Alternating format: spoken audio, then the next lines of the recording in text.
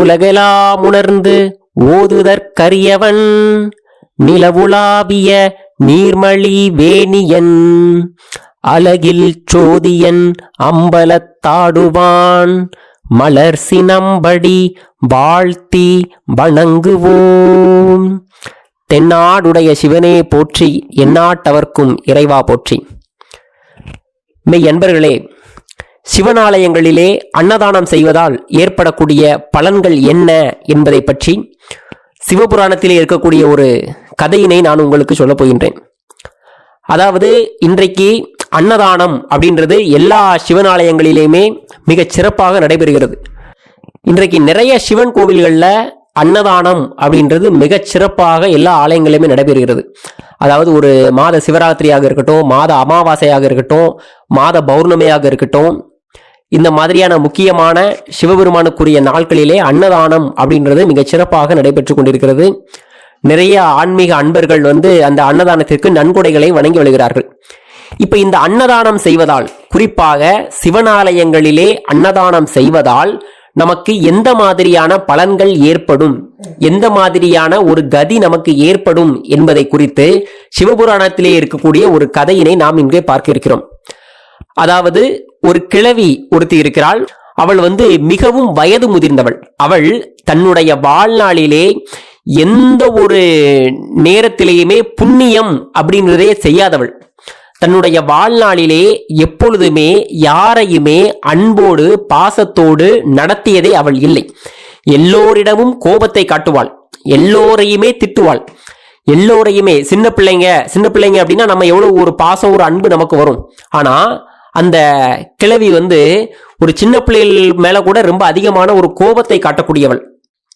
தெய்வ நம்பிக்கை அப்படின்றது அறவே அவளுக்கு கிடையாது. ஒரு முக்கியமான ஒரு நாள் வருது, ஒரு பிரதோஷம் வருது, ஒரு ஏகாதசி வருது, ஒரு கிருத்திகை வருது அப்படின்னா அந்த மாதிரியான நாட்களில் கூட அவள் கோவிலுக்கு செல்வதோ இறைவனை வழிபடுவதோ கூட அவருடைய பழக்கமாக கிடையாது. மாறாக கொடுமையான திருட்டு புத்தி உடையவளாகவும் இருந்தாள். அந்த திருட்டு புத்தி எந்த அளவிற்கு மோசமாக இருக்கிறது அப்படிங்கிறதுக்கும் நான் ஒரு உதாரணத்தை சொல்கின்றேன். ஒரு கோவிலுக்கு போறா அப்படின்னா அந்த கோவிலுக்கு வெளியில ஒரு கண் தெரியாத பிச்சைக்காரர்கள் 2 பேர் இருக்கிறார்கள். அவர்கள் கண் தெரியாதவர்கள், அவர்கள் பிச்சை கேட்கிறார்கள். அப்ப அந்த பிச்சைக்காரர்கள்ட்ட கூட இந்த கிழவியானவள் 1 ரூபாயை போட்டானா 2 ரூபாயை எடுத்துக்கிடுவா. அந்த மாதிரி மிக மிக மோசமான ஒரு குணம் படைத்தவளாக இருந்தால் இந்த கிழவி. ஒரு நாள் தன்னுடைய வீட்டிலே வாசல் இருக்கிறது. அந்த வாசல்ல வச்சு ஒரு உரல்ல ஒரு நெல்லை போட்டு அரிசியை இடிச்சுக்கிட்டு இருக்கிறான்.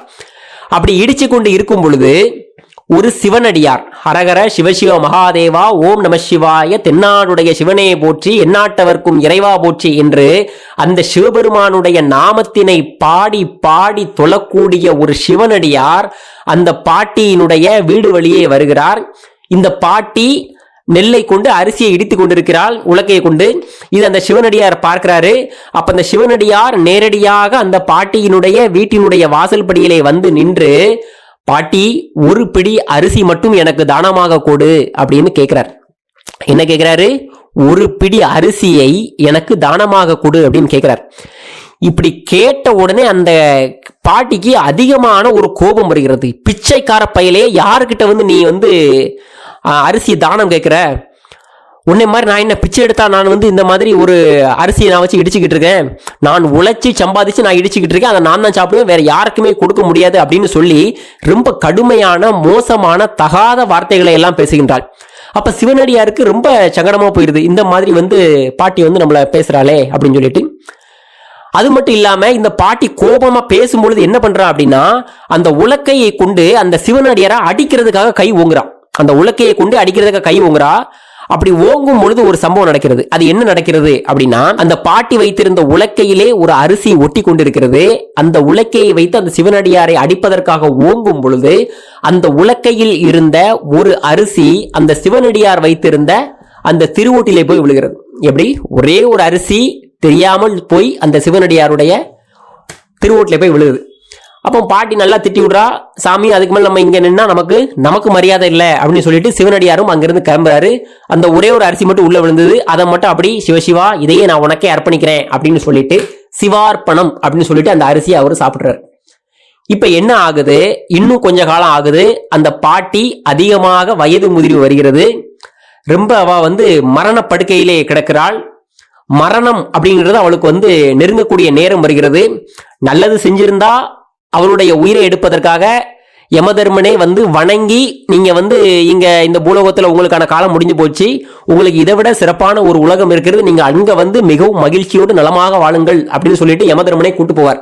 ஆனா இவளோ அதிகமான பாவம் செய்தவள். அதனால அந்த யமனுடைய தூதர்கள் கொடூரமாக குரூரமாக இருக்கக்கூடிய அந்த யமனுடைய தூதர்கள் இந்த பாட்டியை அவளுடைய உயிரை பறித்து அடித்து இழுத்து யமதர்மன் முன்னாடி கொண்டு போய் நிப்பாட்டுறாங்க.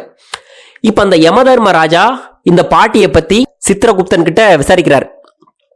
சித்திரகுப்தா, இந்த பாட்டியினுடைய கணக்கினை எடுத்து படி அப்படின்றார். சித்திரகுப்தன் சொல்றார், இவளுடைய வாழ்க்கையிலே எந்த விதமான ஒரு புண்ணியத்தையுமே இவள் செய்ததே இல்லை. முழுக்க முழுக்க பாவத்தை மட்டுமே செய்து வந்திருக்கிறாள். ஒரு பிரதோஷம் வருது அப்படின்னா ஒரு சிவன் கோவிலுக்கு போனதில்லை. ஒரு கடைசி வெள்ளி வருது அப்படின்னா ஏதாவது கோவிலுக்கு போனதில்லை. ஒரு ஏகாதசி அன்னைக்கு விரதம் இருந்தது இல்லை. வாழ்வனைத்துமே இவள் அடுத்தவர்களுக்கு தொல்லையாகவே, அடுத்தவர்களை திட்டியே, அடுத்தவர்களை கோபமாக பேசி, ஏளனமாக பேசியே தன்னுடைய வாழ்க்கையை கழித்திருக்கிறாள். இவள் சம்பாதித்த சொத்து கூட இவள் எதுவுமே இவருடைய சொந்த உழைப்பிலே வந்தது கிடையாது. அத்தனையும் திருடி வந்தது. இந்த மாதிரி ஏகப்பட்ட பாவங்களை இவள் செய்திருக்கிறாள் அப்படின்னு சொல்லிட்டு சித்திரகுப்தன் சொல்றாரு. அப்ப அதற்கு ஏத்தாப்புல அந்த யமதர்மராஜானும் நிறைய தண்டனைகளை கொடுக்க சொல்லி தன்னுடைய சேவகர்கள் கிட்ட சொல்றார். இப்ப இந்த தண்டனைகளை பார்த்து அவ பயப்படுறா. நம்ம இந்த மாதிரி இவ்வளவு பாவம் பண்ணிருக்கோமா, அப்படிலாம் பாவம் பண்ணா இப்படி தண்டனைலாம் கிடைக்குமா, இந்த மாதிரி தண்டனைகள்லாம் கிடைக்கும்னு தெரிஞ்சிருந்தா நான் இது போன்ற பாவத்தை செய்திருக்கவே மாட்டேனே அப்படின்ட்டு அந்த கிழவி மிகவும் மனம் வருந்துகிறாள்.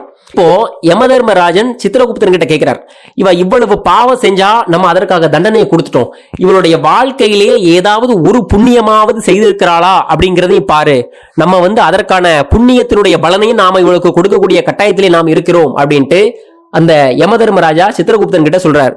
இப்ப சித்திரகுப்தன் அவளுடைய புண்ணிய கணக்கு இருக்கக்கூடிய பக்கத்தை திருப்புகிறார். ஒரே ஒரு புண்ணிய கணக்கு அந்த பாட்டியினுடைய கணக்கிலே இருக்கிறது. அது என்ன கணக்கு அப்படின்னா, இவள் தன்னுடைய வாழ்நாளிலே ஒரு சிவனடியாருக்கு தெரிந்தோ தெரியாமலோ ஒரே ஒரு அரிசியினை தானம் செய்திருக்கிறார். அது ஒன்று இவளுக்கு மிகப்பெரிய புண்ணியமாக இருக்கிறது. அது ஒண்ணுதான் இவளுடைய புண்ணியம், வேற எந்த புண்ணியமே இவ பண்ணல அப்படின்றது. அப்போதுதான் இந்த பாட்டிக்கே தெரியுது சிவபெருமானுடைய மகிமையை பற்றியும் சிவனுடைய அடியார்களுக்கு செய்யக்கூடிய தொண்டுகளை பற்றிய மகிமையும் அப்பொழுதுதான் அந்த கிழவிக்கு தெரிகிறது. இப்ப யமதர்மராஜன் அந்த பாட்டி கிட்ட கேட்கிறான், தெரிஞ்சோ தெரியாமலோ ஒரு சிவனடியாருக்கு நீ ஒரு அரிசி தானம் பண்ணியிருக்க, அதனால உனக்கு அதற்குரிய பலனையும் கொடுக்கக்கூடிய கட்டாயத்திலே நான் இருக்கின்றேன். உனக்கு என்ன வேணும் அப்படின்றத நீ சொல்லு, நீ எது ஆசைப்படுறியோ அந்த ஒரு அரிசிக்கு உரிய பலன் அதுதான். நீ என்ன ஆசைப்படுறியோ அதை உனக்கு நான் தருவேன், அதற்கு பிறகு நீ இந்த தண்டனை அனுபவிக்க இங்க வரணும் அப்படின்ட்டு யமதர்மராஜன் அந்த கிழவி கிட்ட சொல்றாள். இப்ப அந்த கிழவி என்ன பண்றா, தெரியாம ஒரு அரிசி தானம் பண்ண சிவனடியாருக்கு தானம் பண்ணதுனாலேயே இப்படி யமதர்மனே நமக்கிட்ட என்ன வர வேணும் அப்படின்னு கேட்கக்கூடிய ஒரு பக்குவம் இருக்குன்னா அந்த சிவபெருமானுக்கு எவ்வளவு மகிமைகள் இருக்கும் அப்படின்ட்டு இந்த கிழவி யோசிக்கிறா. அப்போ உடனடியாக அந்த கிழவி யமதர்மராஜன் கிட்ட சொல்றா, நான் இப்பொழுதே கைலாயம் சென்று சிவபெருமானை தரிசிக்க வேண்டும் அப்படின்னு அந்த கிழவி யமதர்மராஜன் கிட்ட கேட்கிறார். அப்ப யமதர்மராஜனும் அதுக்கு சரின்னு சொல்றான். தன்னுடைய யம தூதர்கள் 2 பேரை அனுப்பி இந்த கிழவியை உடனடியாக கைலாயத்திலே சிவபெருமான் தரிசனம் பண்ணிட்டு அதற்கு பிறகு கூட்டு இந்த தண்டனை அனுபவிக்க செய்யுங்கள் அப்படின்ட்டு யமதர்மராஜன் அந்த யமதூதர்களுக்கு கட்டளை இருக்கின்றார். இப்ப அந்த 2 யமதூதர்களும் இந்த கிழவியை கைலாயத்திற்கு அழைத்து சென்று சிவபெருமானுடைய சன்னதியிலே கொண்டு போய் விடுகிறார்கள். கைலாயத்தினுடைய வாசலிலே இந்த 2 யமதூதர்கள் நிற்கிறார்கள். இந்த கிழவி மட்டும் உள்ள போறா. சிவபெருமான் அமர்ந்திருக்கிறார், பார்வதி சமேதராக கைலாயத்திலே வீச்சிருக்கிறார். அந்த சிவபெருமானை பார்த்த உடனே இந்த கிழவிக்கு கண்ணீர் பொங்கி வடிகிறது. இப்படிப்பட்ட பரம்பொருளை வாழ்வனைந்த காலம் முழுவதும் நாம் புரிந்து கொள்ளாமல் அறிந்து கொள்ளாமல் இவருடைய திருநாமத்தை பாடாமல் இவரை தரிசனம் செய்யாமல் இருந்து தன் வாழ்க்கையை வீணாக்கி விட்டோமே என்று கதி கலங்கி அழுது புலம்பி ஓடோடி சென்று சிவபெருமானுடைய பாதங்களை பற்றி கொள்கிறாள். சிவபெருமானே, என்னை காப்பாற்றுங்கள், உங்களையே தஞ்சம் என்று நான் நம்பி வந்திருக்கிறேன், என்னை காப்பாற்றுங்கள், என்னை கொடிய யமனினுடைய தூதர்கள் என்னை தண்டனை கொடுப்பதாக என்னை கூறுகிறார்கள். என்னால் அதை தாங்க முடியாது. நான் உங்களை சரணடைந்து விட்டேன். தயை கூர்ந்து என்னை காப்பாற்றுங்கள். இனி என்றும் நான் உங்களுக்கு அடிமையாக இருப்பேன். என்னுடைய பாவங்கள் அனைத்தையும் தீர்த்து விடுங்கள் தேவா, தேவாதி தேவா அப்படின்னு இந்த கிழவி மன்றாடி அழுது புலம்பி சிவபெருமானுடைய பாதங்களை பற்றிக் கொள்கிறார். இவள் இப்படி தனக்கு அடைக்கலம் வேண்டும் அப்படின்னு சிவபெருமான் கிட்ட போய் கேட்கிறாரு. அப்ப சிவபெருமான் வாயில் இருந்து ஒரு வார்த்தை வருகிறது, அஞ்சேல், அஞ்சாதே மகளே, நான் இருக்கிறேன் அப்படின்னு சிவபெருமான் அந்த கிழவி கிட்ட சொல்றார். இப்ப வெளியில இருக்கக்கூடிய அந்த வாயில நிற்கக்கூடிய யமதூதர்கள் பாக்குறாங்க. கிழவியே வெளியிலே வா அப்படின்ட்டு அவங்க சொல்றாங்க. இவ சொல்றா, நான் வரமாட்டேன், நான் சிவபெருமான் கிட்ட இருக்கேன், நான் எதுக்கு உங்ககிட்ட வரணும் அப்படின்னு அந்த கிழவி சொல்றா. இப்ப அந்த யமதூதர்கள் சிவபெருமான் கிட்ட சொல்றாங்க, இறைவா அவளை தயை கூர்ந்து எங்களோட அனுப்பி வையுங்கள் அப்படின்றார். அப்ப சிவபெருமான் சொல்றார், இவளை அனுப்ப முடியாது அப்படின்னு சிவன் சொல்றார். அப்ப யமதூதர்கள் சொல்றாங்க, அவள் மகா பாவி அல்லவா, வாழ்வடைந்த காலம் அனைத்துமே அவள் பாவங்களை செய்தவள், அவளுக்கு எப்படி நற்கதியை கொடுக்க முடியும் அப்படின்ட்டு அந்த யமதூதர்கள் சொல்றாங்க. அப்ப சிவபெருமான் சொல்றாரு, அவள் எவ்வளவு பெரிய பாவியாக இருந்தாலும் என்னுடைய பாதங்களை சரணடைந்த மாத்திரத்திலேயே அவளுடைய பாவங்கள் அனைத்துமே தீர்ந்து விட்டது. இப்பொழுது அவள் புனிதமாகிவிட்டாள். அதனால் நீங்கள் இங்கிருந்து புறப்படுங்கள். இனி இவளுக்கு சிவகதி கிடைக்கும். இவளுக்கு எத்தகைய தண்டனைகளும் ஏற்பட நான் அனுமதிக்க மாட்டேன் அப்படின்னு சிவபெருமான் சொல்றார். அதற்கு பிறகு யமதூதர்கள் அங்கிருந்து கிளம்புறாங்க. அந்த கிழவிக்கும் மோட்சத்தை கொடுத்து தன்னுடைய கைலாயத்திலே ஒரு இடம் அளித்து வைத்துக் கொண்டார் சிவபெருமான். சிவகதிக்கு பல்வேறு பாவங்களை செய்த ஒரு கிழவிக்கு சிவகதியை கொடுத்தது ஒரு அரிசி தானம். அப்போ நாம இதுல என்ன பார்க்க வேண்டியிருக்குது? சிவனாலயங்களிலே ஒரு அரிசி, ஒரு சிவனடியாருக்கு ஒரு அரிசி தானம் செய்தாலே கைலாயத்துல போய் சிவபெருமானை பார்க்கக்கூடிய புண்ணியம் கிடைக்குதுன்னா, நம்முடைய உழைப்பிலே நாம் பாடுபட்டு உழைத்த பணத்தை கொண்டு திருப்பணி செய்தாலோ, சிவனடியார்களுக்கு அன்னதானம் செய்தாலோ, அதனால் அவர்கள் மனம் குளிர்ந்தாலோ நாம் அடையக்கூடிய கதி எந்த அளவிற்கான ஒரு உயரத்திற்கு நாம் செல்வோம் அப்படின்றத நாம் புரிந்து கொள்ளணும். சிவனாலயங்கள்ல அன்னதானம் செய்வது அப்படிப்பட்ட ஒரு பெரிய புண்ணியத்திலே நமக்கு நல்கும். நம்மளுடைய வம்சத்திற்கே அன்னதானத்திற்கு குறைவில்லாத ஒரு நிலையை உருவாகும். சிவனடியார்களை தொழுவதும், சிவனாலயங்களிலே திருப்பணி செய்வதற்கு உதவி புரிவதும், தன்னால் இயன்ற கொடைகளை கொடுப்பதும் நம்மை நற்கதிக்கு ஆளாக்கும். என்றைக்குமே நமக்கு தேவை, பொருள் தேவை அப்படின்றதே சிவபெருமான் வரவிட மாட்டார். அதனால எல்லோரும் சிவனாலயங்களிலே அன்னதானம் செய்யுங்கள், சிவனடியார்களை தொழுங்கள், சிவனடியார்களுக்கு தொடர்ந்து சேவைகளை செய்யுங்கள், சிவனாலயங்களுக்கு உங்களால் முடிந்த நன்கொடைகளை கொடுங்கள்.